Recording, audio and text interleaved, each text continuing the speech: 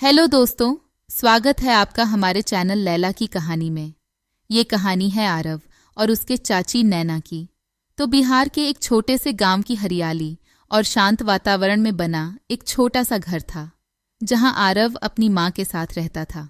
आरव की चाची नैना भी वहीं रहती थी। नैना की उम्र 30 साल के आसपास थी और वो बेहद खूबसूरत और समझदार थी। उसका गोरा रंग, बड़ी बड़ी झील सी गहरी आंखें, जिनमें अगर कोई एक बार देख ले तो डूबता ही चला जाए। उसके मुलायम रेशमी बाल उसकी खूबसूरती में 4 चांद लगाते हैं। उनके स्नेह और देखभाल ने पूरे घर को खुशियों से भर दिया था। एक दिन आरव कॉलेज से घर वापस आया। जब वह दरवाजे से भीतर प्रवेश कर रहा था, तभी उसने देखा कि नैना चाची बगीचे में किसी चीज पर चढ़कर फूल तोड़ रही हैं।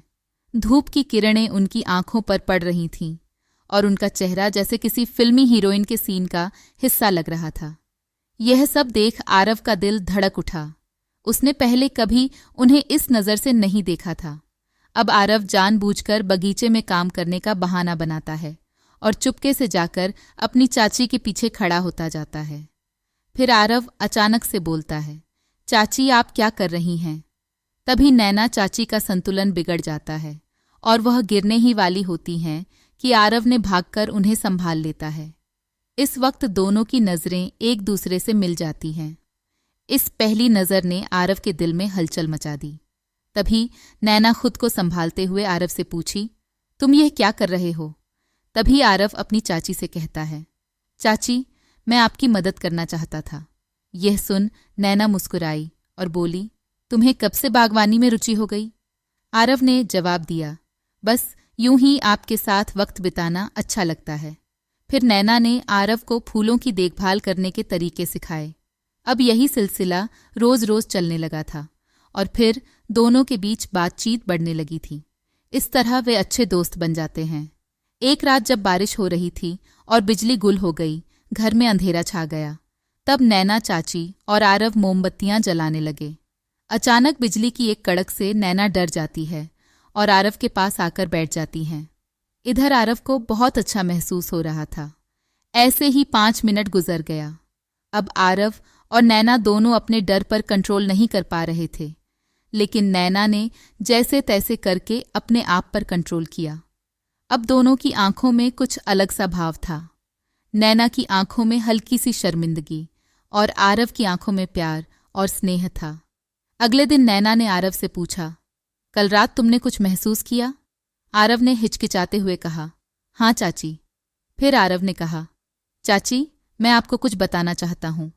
नैना ने कहा, क्या बात है? फिर आरव ने अपनी भावनाएं व्यक्त किया कि मैं आपको अलग नज़र से देखता हूँ। मुझे लगता है कि मैं आपसे प्यार करने लगा हूँ। उसने अपनी चाची से कहा कि चाचा सच बताऊं तो मैंने आपको पहली नज़र में ही पसंद कर लिया था और अब मैं ऐसा चाहता हूं कि आप मेरी पत्नी के जैसे बन जाओ। मैं आपका जिंदगी पर ख्याल रखूंगा और आपको कभी भी किसी चीज़ की कोई भी कमी महसूस नहीं होने दूंगा। आप सच में मुझे मेरी पत्नी की जैसी लगती हो। आरव के मुंह से इतनी बातें सुनकर नैना थोड़ी देर चुप रहीं और फिर बोली, आरव ये सही नहीं है। मैं तुम्हारी चाची हूं, लेकिन मैं भी तुम्हारे प्रति कुछ महसूस करने लगी थी। हमें अपने रिश्ते की मर्यादा बनाए रखनी होगी। आरव ने भी महसूस किया कि उनके प्यार को सही दिशा नहीं मिल सकती। उसने निर्णय लिया कि वह अपनी भावनाओं को काबू में रखने की पूरी कोशिश करेगा और नैना चाची का सम्मान करेगा। उन्होंने अपने दिल को संभालते हुए अपने रिश्ते को परिवार की खुशी और शांति के लिए त्याग करना चाह रहे थे। लेकिन आगे इनके साथ कुछ और ही होने वाला था और इस बात से ये बेचारे अनजान थे।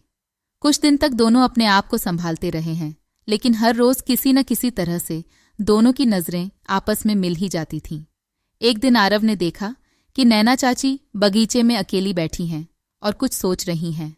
उसने हिम्मत जुटाकर उनके पास गया और बोला, चाची क्या आप खुश हैं?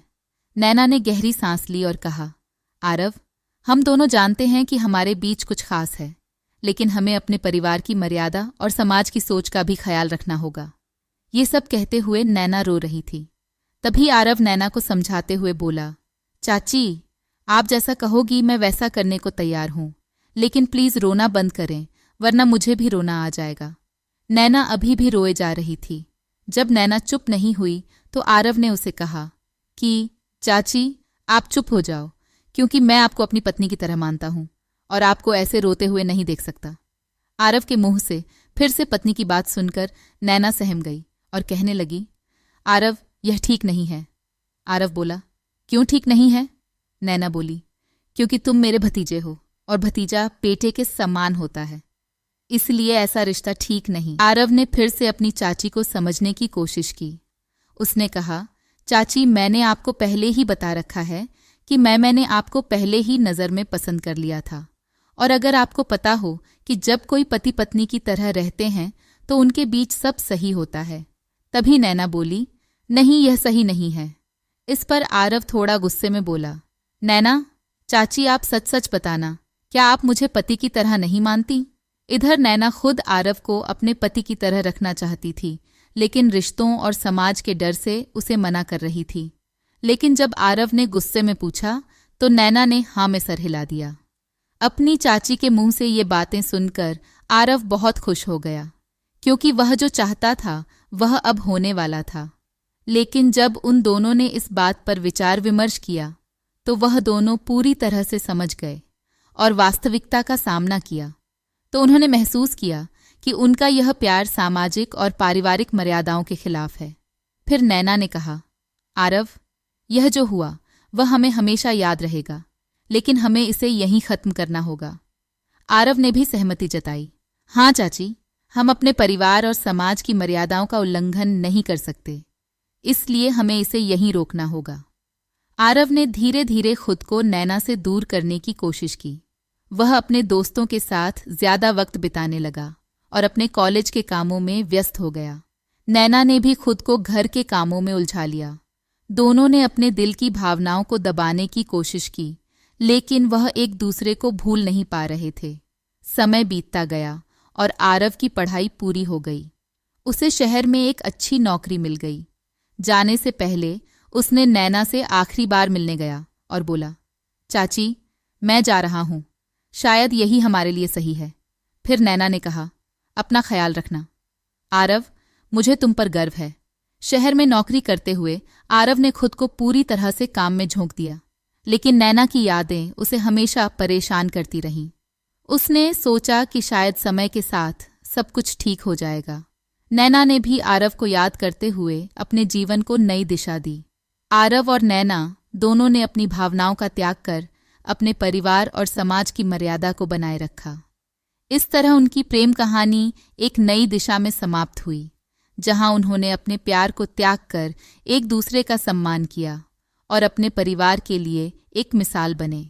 इस कहानी से हमें यह है निर्देश मिलता है कि सच्चे प्रेम का मतलब त्याग और समर्पण भी हो सकता है। आरव और नैना ने अपने रिश्ते की मर्यादा बनाए रखी और अपने परिवार की खुशी के लिए अपनी भावनाओं का त्याग किया। तो दोस्तों, ये कहानी कैसी लगी कमेंट करके ज़रूर बताएं। वीडियो अच्छी लगी तो लाइक करके चैनल को सब्सक्राइब करें। मिलते हैं अगली वीडियो में, तब तक के लिए love you and take care.